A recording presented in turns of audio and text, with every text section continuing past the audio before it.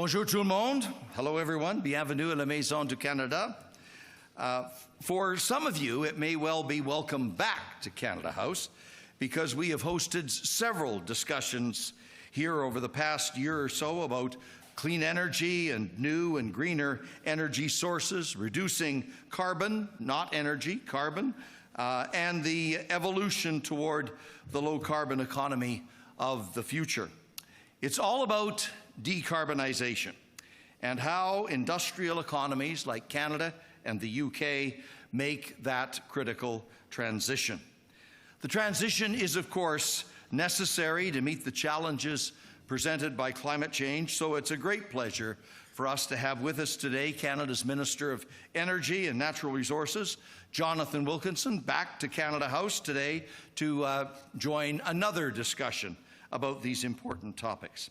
Jonathan has been leading Canada's transition through his efforts to support decarbonization in industrial facilities and manufacturing processes, his work on carbon management, including CCUS, but also much more than that, and his commitment to building resiliency in Canada's critical mineral supply chains, to name just a few of the initiatives that he is driving. This transition, of course, is not easy. It will require careful policy support, coordination between governments and industry, and significant capital investments. And that's why events like this one are so very important. They bring together government, industry, and investors, as well as key organizations from both Canada and the United Kingdom, and they provide a forum for all of us to discuss the latest in technology and innovation, what is working and what is not, and where all of us see the opportunities and the challenges ahead. Today, we can hear from both Canada and the UK about what we are doing to decarbonize those hard-to-abate sectors such as cement manufacturing, chemical production, steel making, and petrochemical refining. This is also part of broader efforts that we're making to support collaboration between Canada and the United Kingdom on a great many fronts as we move toward that low-carbon economy.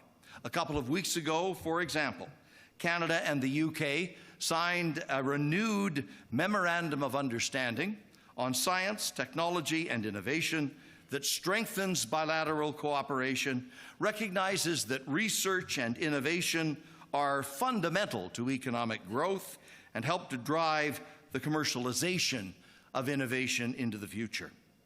Last year, we also launched our Canada-UK Critical Minerals Supply Chain Dialogue, recognizing the essential role that those minerals play on the path to net zero. Critical minerals, as you all know, are used in almost all modern and green technologies, from solar panels to electric vehicles, and the dialogue establishes a framework for both of our countries to better integrate our supply chains through joint research, innovation, facilitating investments. The UK, I am told, has identified 18 minerals that it has designated as critical, and Canada can be the world's most reliable source for at least 14 of them.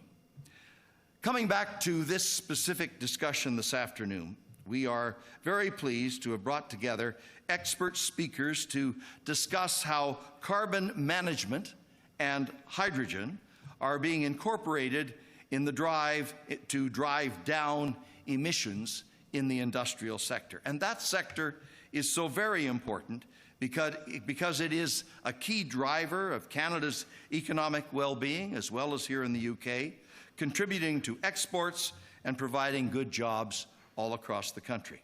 But the sector represents close to 10% of the country's carbon emissions. The challenge is, how do you grow that vital industrial sector and yet make emissions fall at the same time? And I think Canada is showing some of the way forward in the work that we're undertaking on carbon management, CCUS, and hydrogen. Canada has had a hydrogen strategy since 2020 that aims to leverage our competitive advantage in the production and distribution of hydrogen while looking to become a global leader in hydrogen exports. And in September of last year, Minister Wilkinson launched the Canadian Carbon Management Strategy that sets out a path to decarbonize Canada's heavy industries while at the same time ensuring that they can compete and succeed in global markets. Well, with so much to discuss, I am very much looking forward to this afternoon and the contributions that all of you will make to these very important topics. And to begin the process, I am very pleased to present now Canada's Minister of Energy and Natural Resources, Minister Jonathan Wilkinson.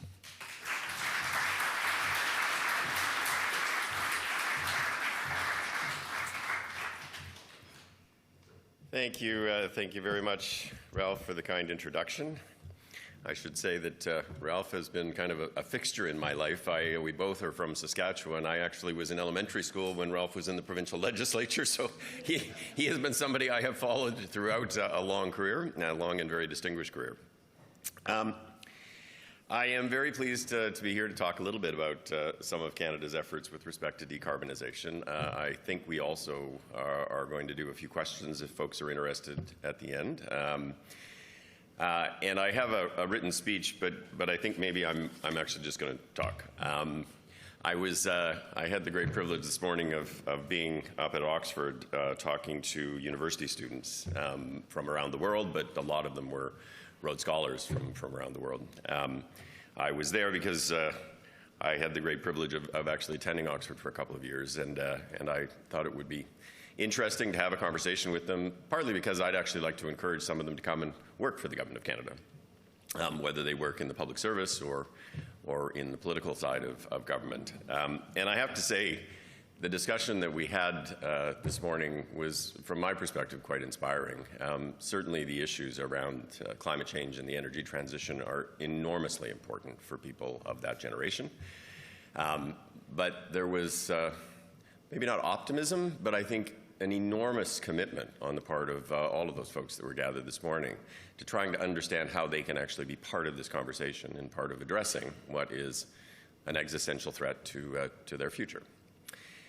In that context, climate change clearly is an existential threat to the future of the human race. It is a science issue. It shouldn't be a partisan issue. It is a science issue. We need to address it. We need to address it in thoughtful ways. Canada has a climate plan, a very detailed climate plan. We have actually worked very hard on that. We've worked with our friends in the United Kingdom and in the European Union very closely on that. Before I was Minister of Energy and Natural Resources, I was the Minister of Environment and Climate Change. And I had the opportunity to work with many of my colleagues to develop the first plan that Canada has ever had that actually showed how we would not only achieve the targets that we had established for ourselves, but that we would beat them. And in the aftermath of that, we raised the targets to make them more closely aligned with what the science tells us we need to do. But climate change and reducing emissions are critically important, but they're not enough. Not if we actually want to win this battle for hearts and minds and to ensure that we have continuing support to do the work that needs to be done. I often say that in Canada, and I would hazard a guess that it's not dissimilar here, there's probably 20 to 25% of the population that is so concerned about climate change that they are willing to make sacrifices in their daily lives. They are often young people. They are often church groups and social and community organizations. There's probably 10 to 15% of the folks who don't believe climate change is real or don't think it is a very important issue. But the bulk of people are in the middle. They believe climate change is real. They believe it's important. They think their government should address it. But they also want to know that they're going to have a job tomorrow. They want to know they're going to be able to afford to pay their mortgage. And they want to certainly have a view that their children are going to have a job and a standard of living that is not dissimilar to the standard of living that they have enjoyed themselves. And so my personal view is if you're going to win the war on climate change, you have to talk to people about why they should be optimistic that the economy of the future, the low-carbon economy of the future, can be a prosperous economy. That is certainly something that I believe is true for Canada, and I think it is true for most countries around the world who approach this in a thoughtful way. They approach it in a manner that actually tries to identify the comparative advantages that they have or can reasonably develop in areas that are going to be significant in terms of a future economy that actually is a low-carbon economy. Canada is, I would think, quite advantaged in that regard. We have an abundance of raw materials, raw resources, that will be relevant in the context of a low-carbon economy. And we have a very well-educated workforce, and we actually have a very well-developed, robust immigration system that actually helps us with some of the demographic challenges that countries in the G7 and other Western countries are experiencing and are going to experience moving forward. Areas like critical minerals, not just digging them out of the ground, but there are going to be need for enormous expansion of critical minerals, but also the processing of critical minerals, which presently takes place largely in China and needs to take place in a more diversified way around the world.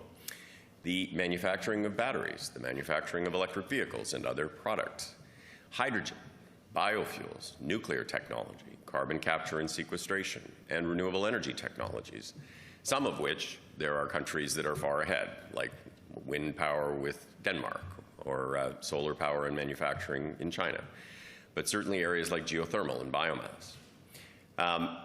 We obviously need to be thinking about how we actually build industries in the same way that the government of the United Kingdom needs to think about how it will create industries that are going to benefit from the changes that are going to need to happen.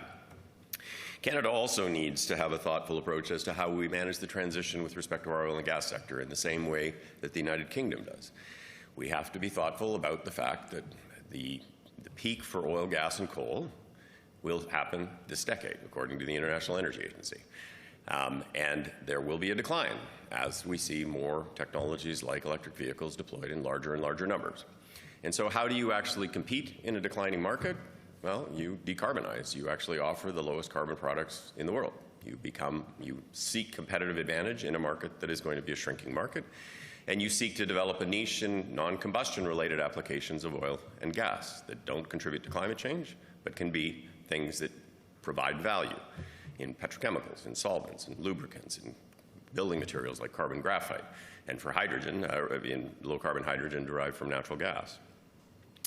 Certainly, I think the subjects that are going to primarily be discussed today are in the areas of carbon management and hydrogen. Certainly, we are doing a lot of work on the carbon management side. We have a number of companies that are involved in carbon management in Canada. And carbon management is obviously not just carbon capture and sequestration, although that is important. It is direct air capture. It is mineralization-related technologies. It is technologies associated with utilizing the oceans as a carbon sink. So companies in Canada like Svante, Carbon Cure, Carbon Engineering, Deep Sky, and the Oceans Networks Canada are all looking at different areas in that.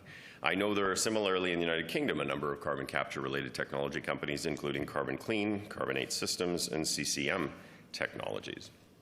They are all going to be critically important to decarbonizing heavy industries like cement, like steel manufacturing, like the oil and gas sector, refining, and others. Certainly, we are looking towards large-scale deployment in Canada's oil sands area in Alberta. But certainly, we are already seeing deployment in areas like cement with the Heidelberg facility in Edmonton, the Air Products hydrogen facility in Edmonton. We just announced, or Dow just announced, a $12 billion investment in the world's first net zero petrochemical facility in Alberta. We have Husky and other oil and gas companies doing this. And I don't know if folks noticed, but I was just at the IEA in Paris, and one of the conversations that my deputy was having was with BlackRock. And BlackRock was telling them about an investment they just made in Texas, a huge investment in direct air capture. From using Canadian technology, but led by Occidental Petroleum. So certainly there is going to be enormous demand for this. There are many applications and industrial applications that are very hard to decarbonize, and through which we are going to need carbon-related technologies. We also know from the IPCC that we almost certainly are heading towards an overshoot of what we need to do in terms of 1.5 degrees Celsius, and we will need direct air capture and other technologies like that, negative emissions technologies, to be able to actually ensure that we get back to a track that is a sustainable track. So working on those kinds of technologies, I would say, is important in both countries. I think we need to be thoughtful about how we learn from each other, how we utilize technologies that may be developed by each other in order to allow us to go faster and to do so in a way that is cost effective. A long time ago, I worked for a company called Bain & Company, which is one of the global management consulting companies. And I think the most powerful tool that the management consultancies often use is something very simple. It's best demonstrated practices, where you essentially benchmark what others are doing, even within the company's own different operations, to learn about how you can actually do things better and do things faster. And that is something that we should be endeavoring to do in the G7. We should be endeavoring to do more broadly than in the G7. And that is certainly something that we are interested in working on with the United Kingdom going forward. In terms of hydrogen, there's obviously, people often talk about the colors of hydrogen, green and blue and purple and turquoise and everything else. I don't really like the color sort of dichotomy. I think that gets into a political conversation. Ultimately, what really matters is the carbon intensity of the hydrogen. And if you can actually derive hydrogen from natural gas in a very low carbon intensive way, there should be no reason why you wouldn't use that hydrogen vis-a-vis renewables-based hydrogen. We have a lot of companies that are developing technologies to take natural gas and to convert it into hydrogen in an ultra low carbon way. They certainly include optimizing long-standing hydrogen production technologies like autothermal reforming and steam methane reforming. The Air Products facility I referenced is a modification of an autothermal reforming process that is modified in such a way that you can get very high levels of carbon capture.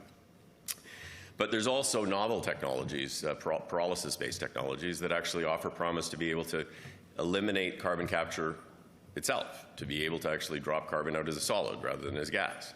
And then, of course, there are renewables-based technologies that are typically either wind or solar, most often probably wind, to electrolyze. And there's certainly a lot of work going on in optimizing technology with respect to electrolysis.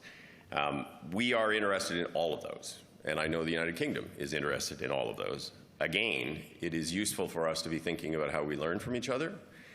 Again, I think we both are looking for sources of investment in projects to help us to go further, faster with respect to decarbonization and with respect to building that economy of the future. So I'm not going to spend a lot more time talking, but I guess I would say for those of you who are in the finance community, we are a country that is very much open for business in terms of trying to find pathways through which we aggregate investment in projects that are going to help us to actually move more quickly. Time is not our friend in the fight against climate change, and we are in a global competition in terms of building the economy of the future. Anybody who doubts that should read the World Economic Outlook and look at both the speed of the change, but where some of the changes are happening most quickly. So one of the facts in there that I found quite interesting is 3 years ago, 1 in 25 vehicles sold around the world was zero emission. Last year, it was 1 in 5. That happened in less than 3 years. That's an amazing change. But also where this change is happening. China is now the world's largest developer and deployer of renewable energy technology. China is now one of the either number 1 or number 2 of manufacturing electric vehicles, and the number 1 deployer of electric vehicles. China now controls the bulk of critical minerals around the world, and almost all of the critical minerals processing. China has made a very thoughtful and strategic bet on the energy transition. And any Western countries that actually want to ensure long-term prosperity better get going. And so we need to be working together. We need to be thinking forward about how we do this. Climate change is not going away, but those who actually are not thoughtful and strategic about where we are going to get left behind, and their economies will suffer. So I certainly welcome your interest in this subject. I welcome the conversations that are going to happen. We would certainly welcome your participation in some of the work that we are trying to do in Canada, but we're also very interested in the work that is going on here in the United Kingdom. So with that, I thank you for your attention and be happy to answer a few questions.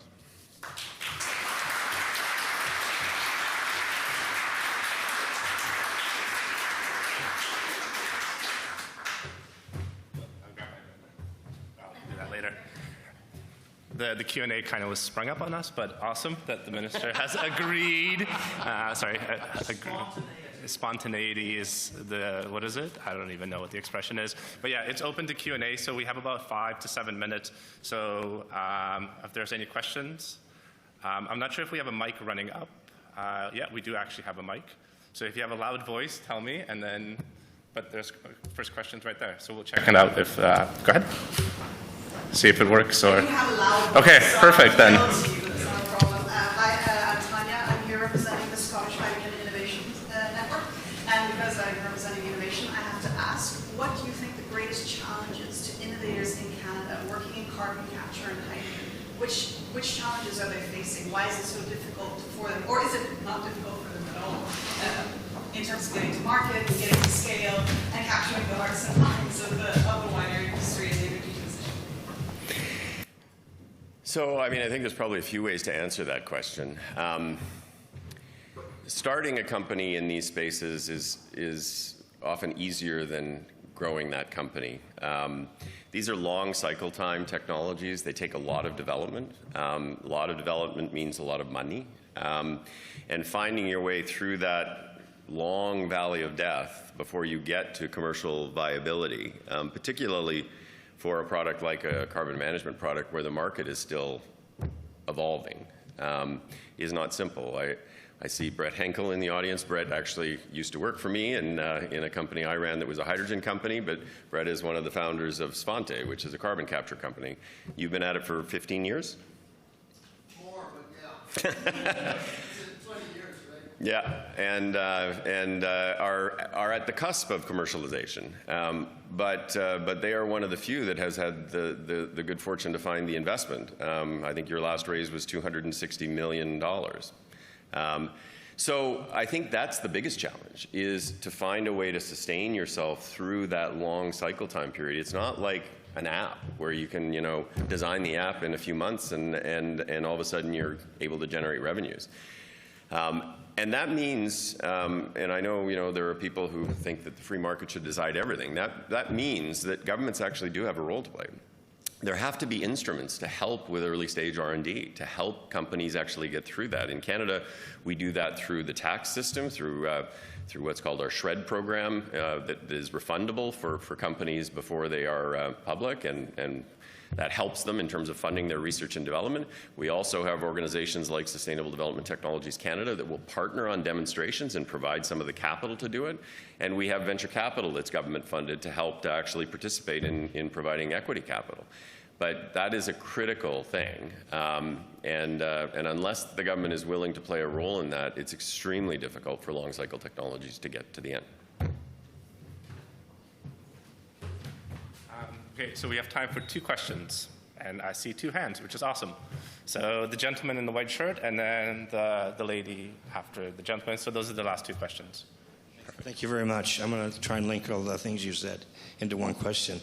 On benchmarking, my name is Henry Tillman. I deal with energy advisory, and I'm a specialist in thorium. So in the 72, when Nixon stopped it, CANDO kept it going. Yes, and you kept it going until the United States government released the patent to China in 2011.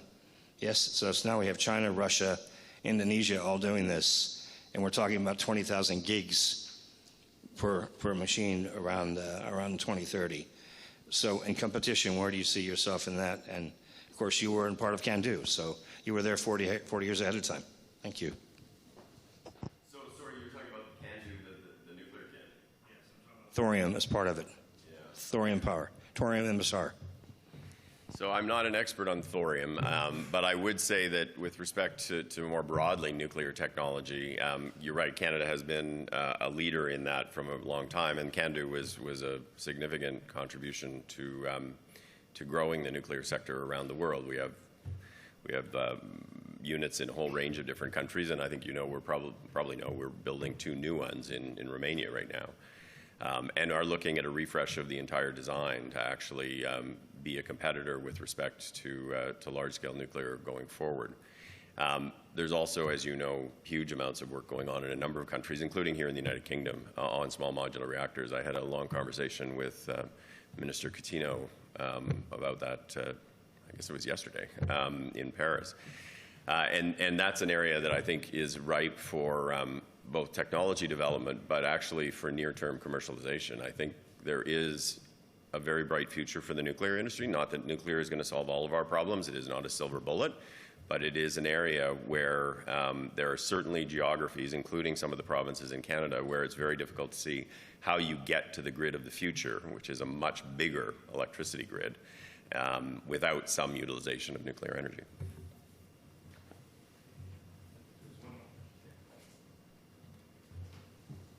Hi, Amanda Van Dyke. I'm with Arch, a private equity fund.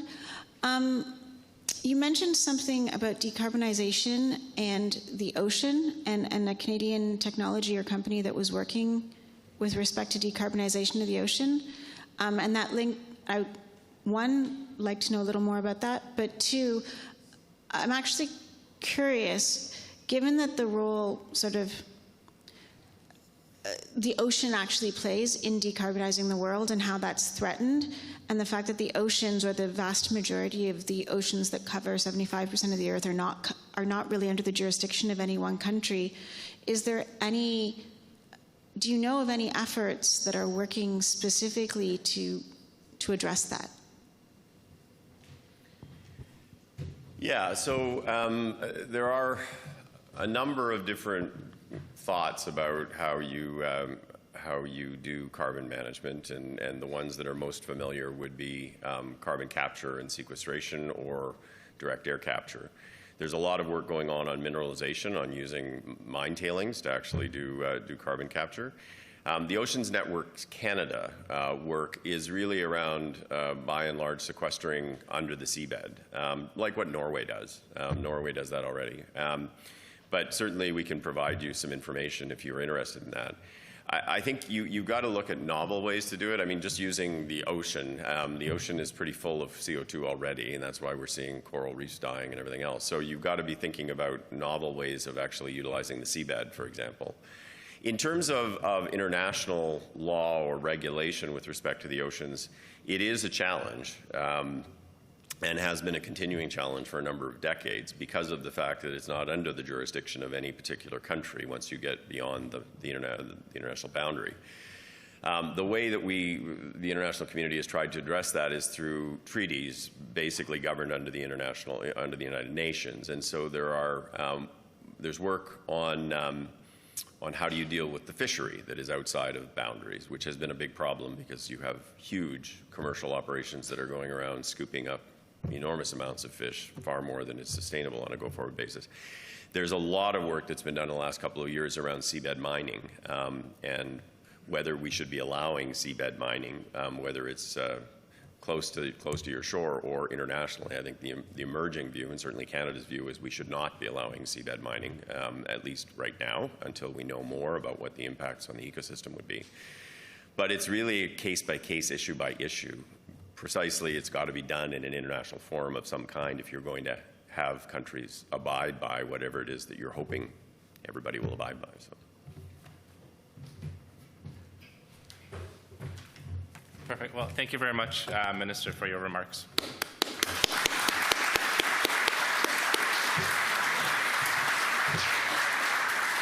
Perfect. So now we'll actually invite the minister back up on stage. So I know he came down, but he's going to be back up for an opportunity for a moderated conversation. So I'll invite Mike Crabtree from the Saskatchewan Research Council and Simon Maine from Brookfield Asset Management to come up on stage. And we're running a little bit late, but hopefully we brought in a little bit of buffer time in the agenda. And if people are okay with having their coffees a couple, 5 or 10 minutes late, then I think we can kind of, push into the break a little bit. But yeah, this is an opportunity to talk with Mike and the minister about the changing energy landscapes and give a Canadian perspective. Okay, I hope this is on and you can hear me okay. I was not the original participant in this moderated panel. I'm not from the Financial Times, I'm afraid, so I've sort of stepped in at the last minute under request from the High Commission here. So apologies, and go easy with me if I'm getting it wrong. So I'll lean on my guests to be kind to me. I'm from Brookfield. We're a leading international investor, $900 billion of assets under management globally across a range of infrastructure areas, including the world's largest transition funds, dedicated transition funds, under which we've raised $25 billion so far for dedicated investment, and that includes areas such as carbon capture, hydrogen, industrial decarbonization projects, as well as traditional renewables, batteries, and everything like that. So coming at this with some sort of wide range of interest. As you can tell from my accent, I'm British, but this is now the second time this week I've been in the High Commission, so I'm feeling like an honorary Canadian with every day that goes by working for Brookfield and being invited to this wonderful building. So anyway, that's a bit about me. We're obviously here with the Minister, Honourable Jonathan Wilkinson, and with Mike Crabtree, the CEO and President of the Saskatchewan Research Council. So we're going to just cover some topics here, and I think the first thing to say is, and you mentioned it, Minister, you've come straight from Paris. We've had the IEA annual ministerial meeting, I think. It would be great to hear a little bit about what was going on this week. I think both of you were there, actually, so hearing some reflections about that meeting and what are the hot topics in that session. So yeah, it was the annual meeting, but it was actually the 50th anniversary of the IEA, and so it was probably a bigger event than is normally the case. I'm sure most folks know who the IEA is, but the IEA is a grouping of, I think it's about 37 countries with a number of associate members, so I think it's about 43 or 44 in total. It was, interestingly enough, it was formed during the period of the oil embargo, and it was formed in order to essentially have largely consuming countries figure out how to respond to the oil embargo, and so the focus was really on alternative sources of supply, but also on energy efficiency. And the IEA has evolved over time into, I would say, the leading organization from a thought perspective in terms of the energy transition. So it does not just deal with oil and gas now, it deals with renewables and hydrogen and critical minerals and everything else. And certainly it is probably the go-to source of information for many folks in terms of where this is going. We met in the aftermath of COP to talk about how we think about this in the context of the energy transition and how we operationalize some of the commitments that were made at COP around the tripling of renewable energy and a range of other things. It is in part a group that is about having conversations that gets everybody on the same page such that we go home and we actually operationalize that individually. And it includes Japan, it includes the United States, it includes all of Western Europe, it includes South Korea. I mean, it is a huge organization. It does not yet include India, although that is on the pathway, and it doesn't include China. But by and large, it is a very large and powerful grouping of countries. I think there is a huge amount and a deep consensus that we must figure out how to move more quickly, that we must be actually thoughtful in terms of how we are approaching the issues that I talked about in my speech. I think the big addition, if you read the communique this year, was for the first time ever we talked about the role of nuclear energy. That has been controversial within the IEA for some time. There are some countries that don't feel they need it, and some countries that have historically had some more negative views around the role of nuclear energy. I think everybody now understands that not for every country, but in aggregate, there must be a role for nuclear energy going forward, and that was affirmed in the communique. So I think it was largely about continued momentum around the energy transition. And again, I would just reaffirm one of the things that I said about the IEA is that in the most recent report that it put out, which was again affirmed by all of the governments around the table, the view is that this is ongoing, it is accelerating, and that particularly as it relates to fossil fuels, that gas, oil, and coal are going to peak in the very near term. And we are all going to be part of that transition that is going to end up with a future that looks quite different. That's great. And Mike, do you want to share some reflections? Yeah. I'd like to say first there's a clear dynamic between myself and the Minister here, because the Minister, I think, is Oxford Rhodes Scholar, was Cambridge, which we all know is vastly superior university. So I'd just like to get that straight. I just call it the other place. So. The other place. I won't say what we called you.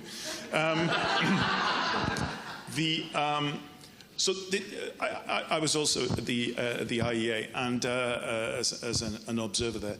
And what struck me was that, on top of what the Minister said there, was a real genuine call to action, and a lot of I'd say guarded, realistic optimism about the route forward. And I think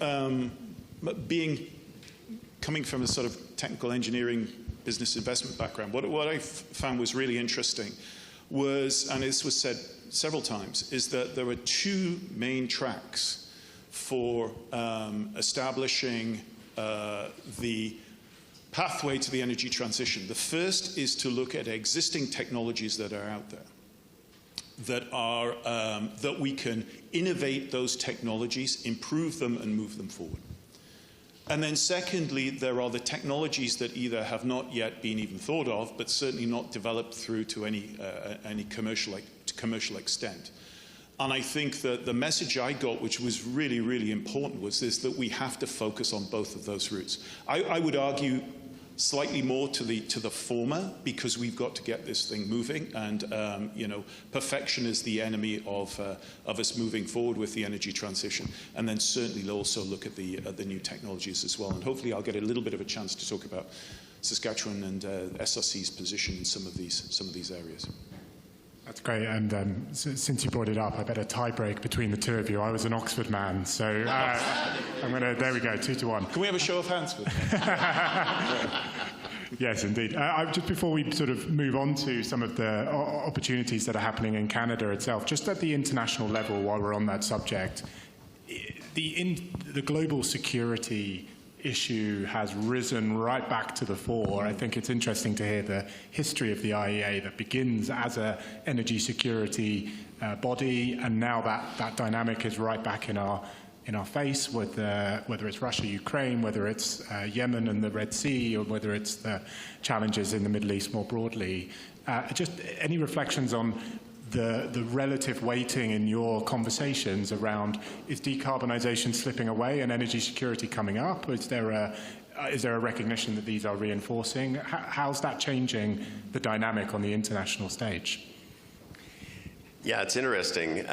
You do hear some folks saying that, energy security is rising, and I think it is, in terms of its importance and its prominence, and that somehow actually is going to slow the energy transition. I would actually make the reverse argument, which is that the energy security concerns that exist today are actually accelerating the energy transition. So I chaired the gas task force for the IEA coming out of the brutal Russian invasion of Ukraine, when we were trying to figure out how to help Europe, and how Germany in particular, with its natural gas problem. And the IEA, again, was the leading thinker in terms of this, developed a 10-point plan as to how you could actually start to address this. Some of it, of course, was finding different sources of liquid natural gas. But a lot of it was around, how do you actually switch? How do you be more efficient? And in the aftermath of the Russian invasion of Ukraine, Europe as a whole has reduced its gas consumption by about 15%. That's a big step forward, and it's a step forward towards more security. They also are increasingly looking at the transition as a way to enhance security, so that they're not dependent in the same way on sources of supply that are less democratic and less in terms of sharing common values, and being able to rely on themselves. Renewable energies are intensely local, right? You build the wind farms, the solar farms, the biomass facilities, the geothermal, the nuclear power plants. You don't need to import all of these things. You have far more security of supply. So I think it is the way in which most of the folks in the West are thinking about it is we are going to accelerate this in order to achieve energy security. The one caveat that I will put on that is we have to ensure that as we move through this transition, we don't end up in the same situation with another strategic commodity. And that, particularly in the energy transition context, is critical minerals. Right now, the bulk of supplies of many of the critical minerals are controlled by China, not just in China, but in Africa and other places. The processing technologies, and this is where the SRC comes in, are largely Chinese inventions and Chinese controlled. Even like the lithium processing plants in Australia are owned by China and the technology is Chinese. We have to get to a point where there is greater diversity of supply of critical minerals, and there are options in terms of processing technologies, particularly options that exist in the West where there is greater reliability and you don't have to be in a position where another country that may not be fully aligned from a values perspective can exert influence. And so that one is something that is enormously important. Canada is working on that, but we are partnered with the United States, with the United Kingdom, with France, with Germany on trying to figure out, and with Australia, trying to figure out how we actually drive that forward very quickly to ensure that that energy security issue is addressed. Okay, that's really interesting, and maybe we could sort of continue on that thread, and maybe this is a moment to talk about what's going on in Saskatchewan, maybe, and maybe we can come to the wider economy in Canada. What's the contribution here that Canada can provide? I'm going to segue question to question. I think that over the last 2 years we've had an energy shock for all of the reasons that we know. And I think it does have an immediate impact on the population. When you're shivering in your living room because you can't keep the heating on, your first thought is not to, we need to move to an energy transition because that's the way to. However, the corollary of that is as we come out of that, the realization is that supply chains and reliance has to change so that that doesn't happen again. And I think we're starting to get into that point. And I mentioned that magic phrase there, supply chains. And I think we're understanding, and everybody in this room understands, that we're moving from a hydrocarbon 20th century to a minerals energy century, and possibly beyond. The supply chain that we've used for our energy so far is 120 years old. It is the most advanced, it's the most efficient, it's the most globally integrated supply chain for the provision of oil and gas. It is operating now, it is inexpensive, it is efficient, and it delivers on what it says it's going to deliver. There's a lot of redundancy in there, even with the sort of shocks that we're seeing in the Middle East. We're transitioning away from a 120-year-old, very, very mature supply chain into a supply chain that we're making up as we go along here. What we need to do is to understand and learn from the oil and gas fully integrated supply chain, and that's what in Saskatchewan, SRC in its own way is looking to do. And the emphasis is not just on supply chains, it's on fully vertically integrated supply chains, so you can create that level of robustness and efficiency within the systems. And I'll hopefully get an opportunity to talk a little bit about that. In terms of global supply chains, what the Ukraine situation has taught us is that we need to look at regional supply chains, integrated regional supply chains. Canada is seen by the US, frankly, as being part of the North American supply chain piece as we move forward into energy transition. And Canada will play a significant role in that. I think Canada will also play a very significant role in the generation of the European, in inverted commas, regional supply chain. So integrated supply chains, the technology that is the upstream, the midstream, and the downstream pieces of that are what we at SRC are working on in a sort of industrial and commercialization mode. It's great to hear, and I definitely want to have more detail, but before I do, I had one thought, which is a 120-year-old supply chain equals efficient, cheap, relevant. You're creating a new one, it might take another 120 years, but let's say we could do it half the time or a quarter of the time. How do we politically buy the time for those higher costs to flow into the system? Because even if you did it at lightning speed, in 10 years or 15 years, you're asking people to shoulder a cost. How do we broach that conversation? How do we manage that with our political audiences? I'm looking at you, Minister. Yeah, I mean, I think that's a good question. I would say, first of all, I think the cycle times associated with technology development and supply chain development have actually accelerated since the dawn of the petrochemical age. But and I think, you know, it's instructive to think about wind and solar in that regard, right? Wind and solar 30 years ago was viewed as kind of early stage. It worked, way too expensive, never going to get there. How did it actually come down that curve? Well, Germany. I mean, Germany by and large, and a few other countries, but Germany put in place a rate structure that allowed it to actually come into the market, start to go down the technology cost reduction curve, come down the manufacturing cost reduction curve, and solar and wind are now the cheapest source of electricity that exists anywhere. And I think that's the model that we are going to see in many jurisdictions, or many technology areas. We need to be able to accelerate that even faster. But I think in some of them, we're actually not talking about very nascent technologies that have to go all the way. We're talking about hydrogen-related technologies that have been around for decades. It's about optimizing them for performance, optimizing them for costs, and getting them to the point where they can actually be cost competitive. But I would also say that it is important in the context of moving through this that we are thoughtful about affordability. It can't just be that everything, the additional costs associated with some of the work that's going to have to get done in the early stages gets passed on to consumers. Because at the end of the day, you will run into a pushback from consumers who will say, wait a minute, I can't take this anymore. It's affecting too much my ability to pay my mortgage or buy my groceries. And so in the design of some of these things, we need to take that into account. And so you need to create programming that, particularly for people on lower and moderate incomes, that actually helps to buffer that. I would say that we've tried to do that with a number of tools. One is Canada prices carbon. We do.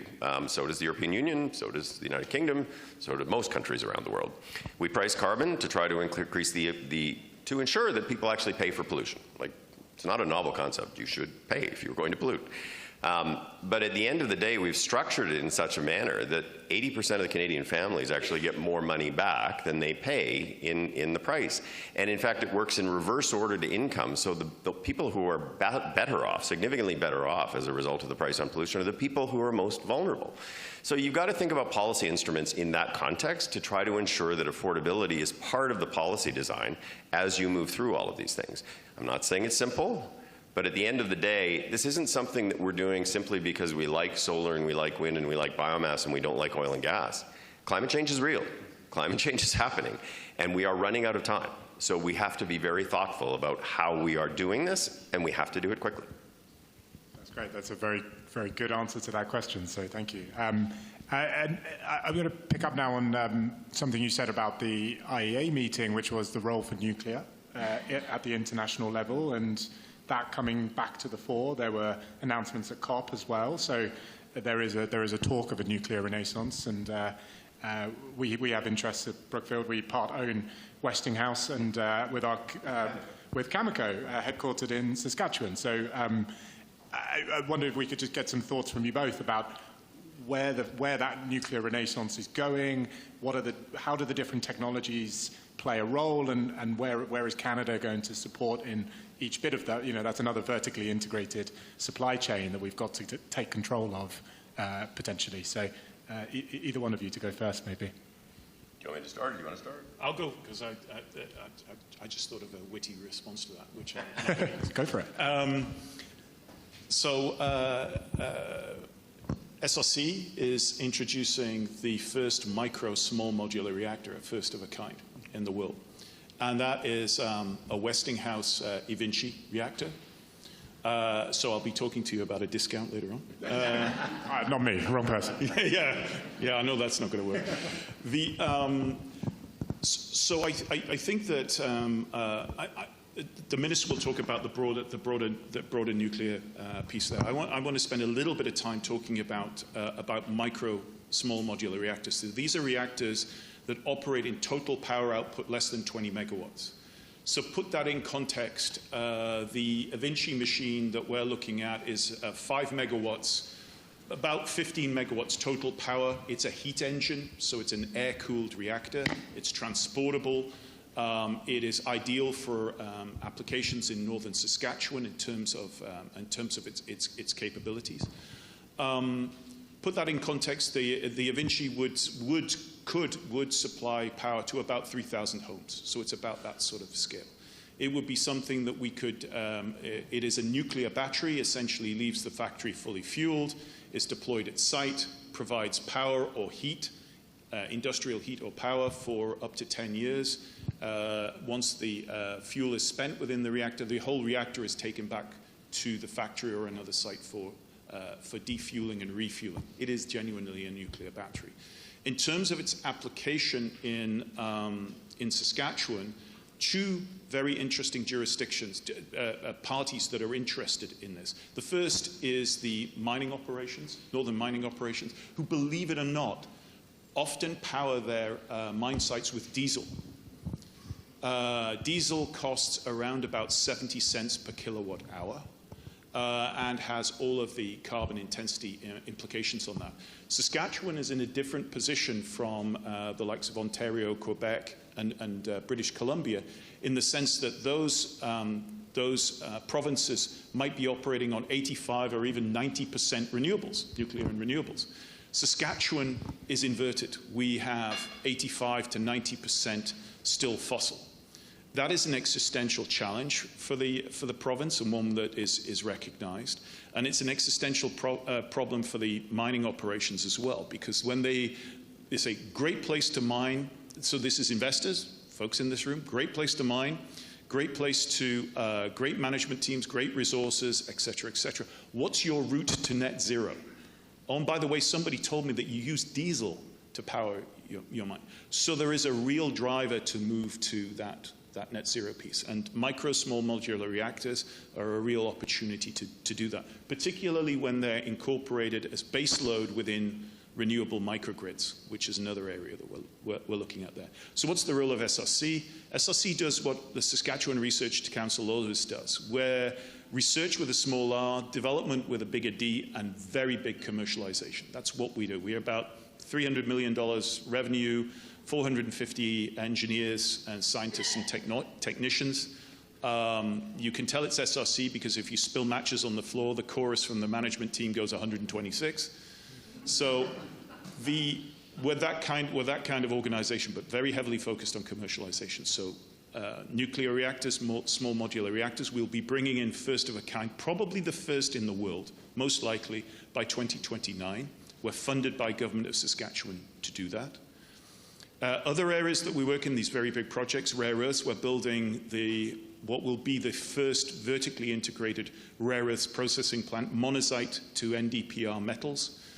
That will be operational this year. Parts of the plant we're already producing commercial grade metals as of last week. Funded largely by federal government for that particular part.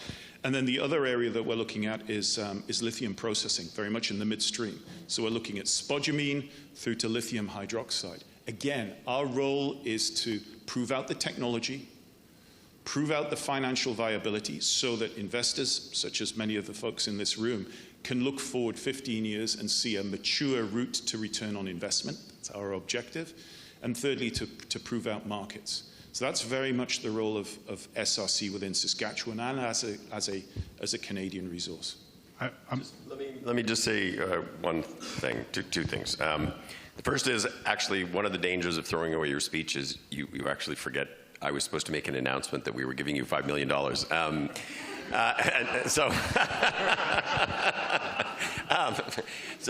you did that yesterday. This is an extra $5 million.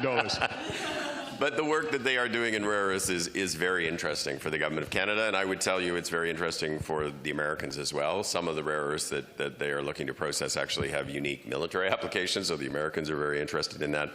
It's certainly an area that we want to see accelerate and proceed going forward. On your question, though, about nuclear, I mean, as you will know as an owner of Westinghouse, there's kind of two categories. There's large-scale nuclear facilities, where the Westinghouse design, I think, is probably, outside of China and India, probably the most ubiquitous in terms of nuclear facilities. And the second one being the CANDU, which came out of the Government of Canada, and the intellectual property remains the property of the Government of Canada. There will be a role for large-scale nuclear, for sure. And there are a number of countries around the world that are looking at actually building. I mean, France has already announced they're building 6 new ones, and Ontario is going to be building a couple of new ones. But then there's this whole unique area of small modular reactors, which is what was being referred to. And there's a number of categories, different applications in different sizes. Canada is actually deploying the first large-scale small modular reactor, a 300-megawatt reactor at the Darlington site in Ontario. It'll be running in 2028, and I think the rest of the Western world is looking at that particular thing. But then there are very small ones that are either community-based or are focused on industrial applications, like getting rid of natural gas to extract bitumen to reduce the carbon intensity of the oil from Alberta. There's a bunch of work going on in countries everywhere. And the one concern I have about it, I mean, the 300 megawatt doesn't compete with the 5 megawatt reactor, and the technology sets are different, but at some point, there's going to have to be a shakeout of technology, because if you're the point of the small modular reactor is modularity, right? You can build it, you can actually ship it largely to site, maybe in components, but it's to get that value of modularity, which is partly associated with manufacturing. And if everybody's making one, you're never going to get to the cost level that you need to. So somehow, over time, at least in sort of size sets, you're going to have some shakeout of the technology if you're ever going to achieve the cost levels that you need to achieve. Yeah, I totally agree. Well, I'm being waved at a lot by these folks down in the front, so I'm going to leave it there and say thank you very much to you both, and we'll show our appreciation and have a coffee.